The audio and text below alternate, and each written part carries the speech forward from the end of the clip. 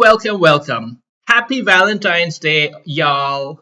This is how we do a heart, right? Yeah. Yay. Okay, so I had a long game this weekend. It was around 4 hours long, and I was white. And, I was a bit nervous before the game because I thought that my 1 year streak of not having lost a game might end this time around because the opponent was tough. The opponent had a strong rating, 2100 plus. So, you know, high pressure. So, anyway, here we have the game, and it's the King's Indian defense. And I've played h3, 5h3. Now, I have to admit, this is an opening I've only learned within the last year or so. Normally, in the King's Indian opening, I've been playing 5 bishop e2 or bishop g5. Those have been the two main lines. Knight f3 is the main line, but I think it's a bit boring and I don't quite know how to play it. But 5h3 is more my style because I like to have the g4 push. That's one of my trademark moves if anyone's trying to study my games. So here we go. And now the point of 5h3, like in principle, is that you're delaying a move. You're waiting for black to commit to what pawn structure he wants to play. It's usually either going to be this one or this one. But depending on which one it is, white's next move is optimal. So like this, for example, is a good response against this one. But had he gone c5, then I would have just reinforced with the knight over here, holding on to that pawn. Anyway,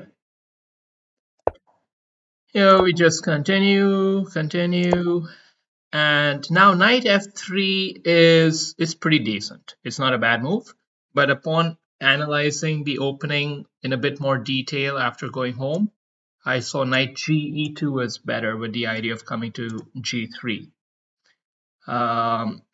The idea being that in this kind of structure, it's quite likely that black will eventually try to play the pawn to f5 push after retreating the knight behind.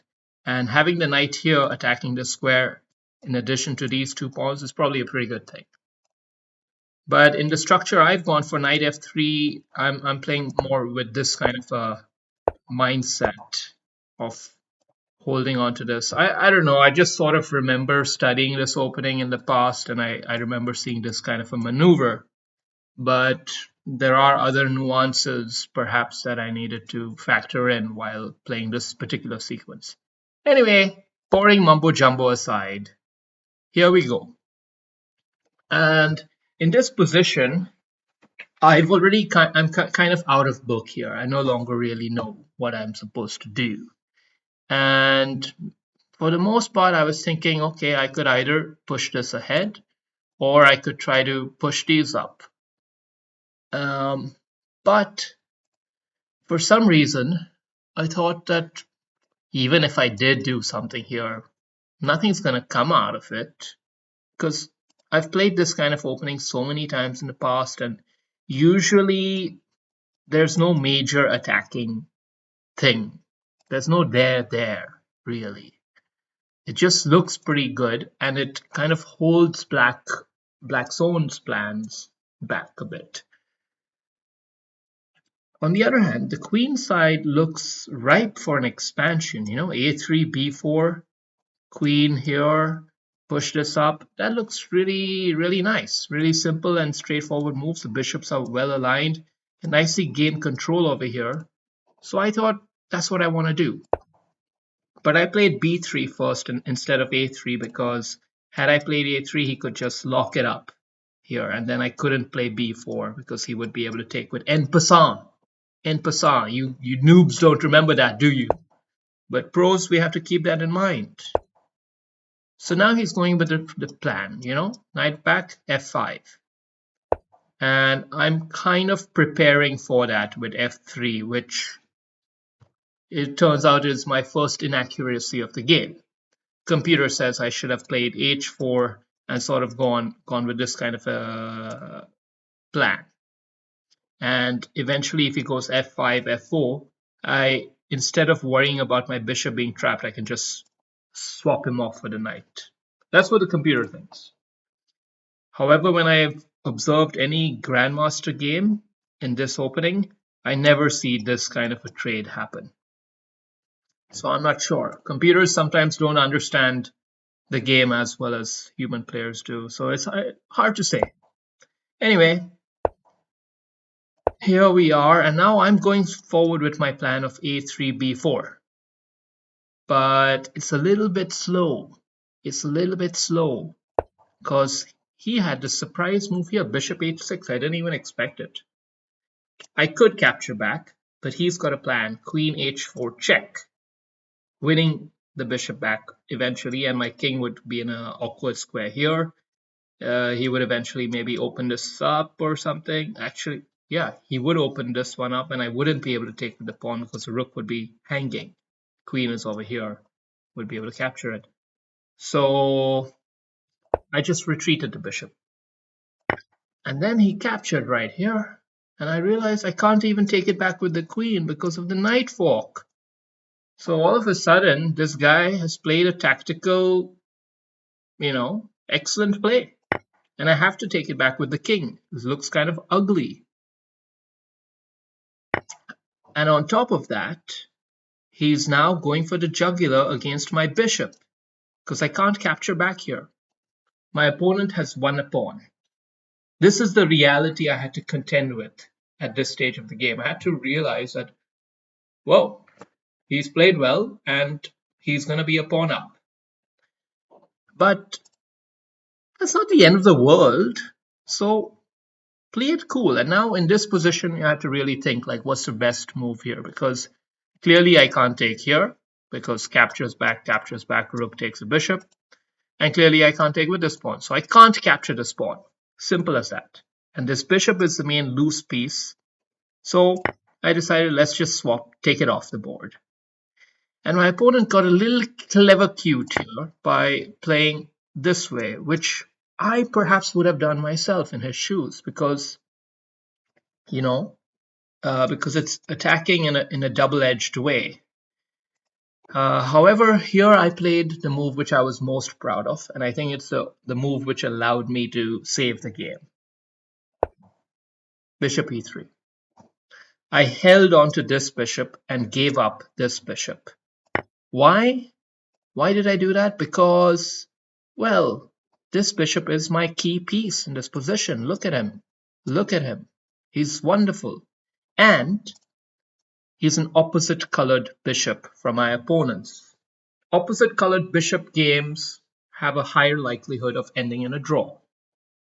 If, on the other hand, I decided to capture with this bishop and him take my bishop, destroying his pawn structure, which would be the kind of like, primitive intelligence way of going about it, then sure, he would have a destroyed pawn structure, but we would have the same colored bishop, and he would still have a single pawn advantage.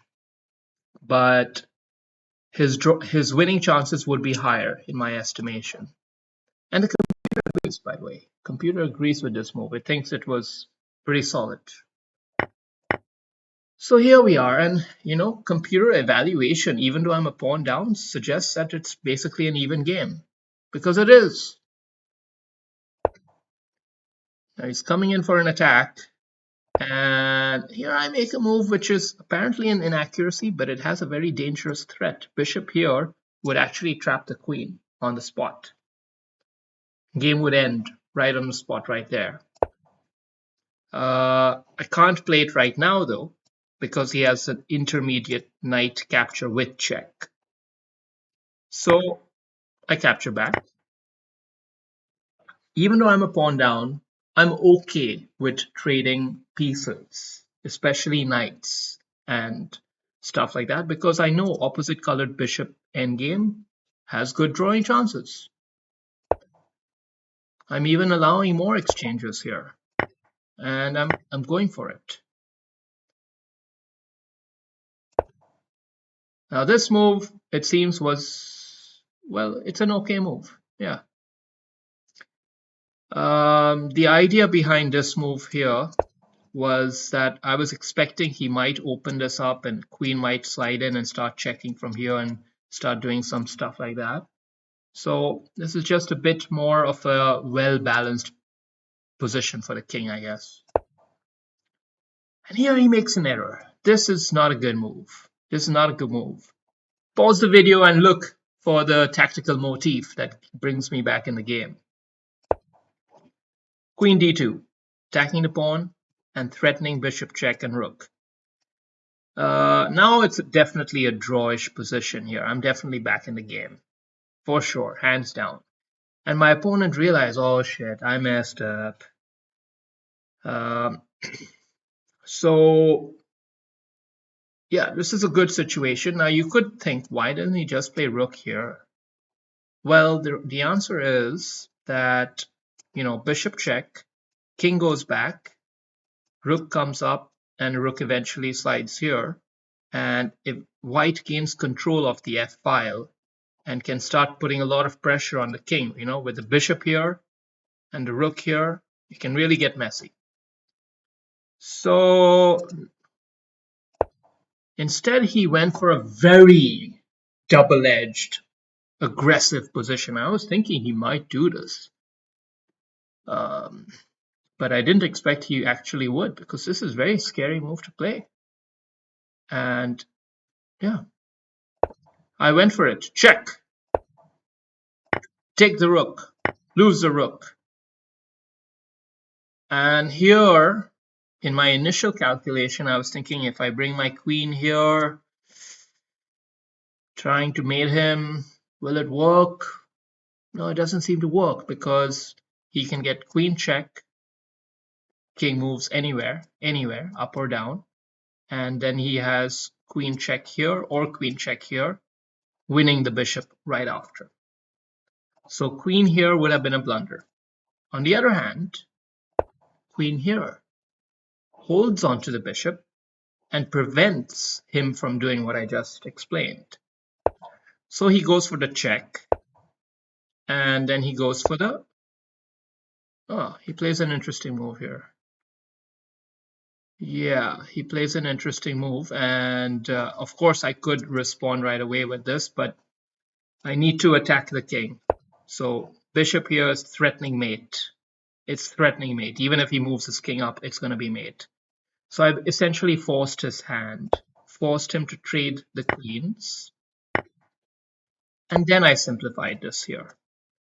And I'm keeping the pawns on dark squares because he's on a light square. And now he's attacking, swap it off, simplify. And I could go for this pawn, but I don't think it's accurate. I think this is a bit more accurate to play this way. Hustle his pieces, draw his forces away, and then go after it. Swap it off, go forward, swap it off, and we agreed to a draw here. Why a draw? He has an extra pawn. Well, because it is a draw.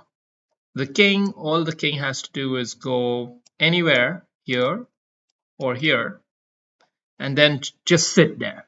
Just simply sit there and do nothing else, and just move the bishop back and forth on any of these diagonals or whatever, holding on to both of these pawns in case the king tries to come and snip it off. So it's a draw. Hope you enjoyed yourself. Happy Valentine's Day.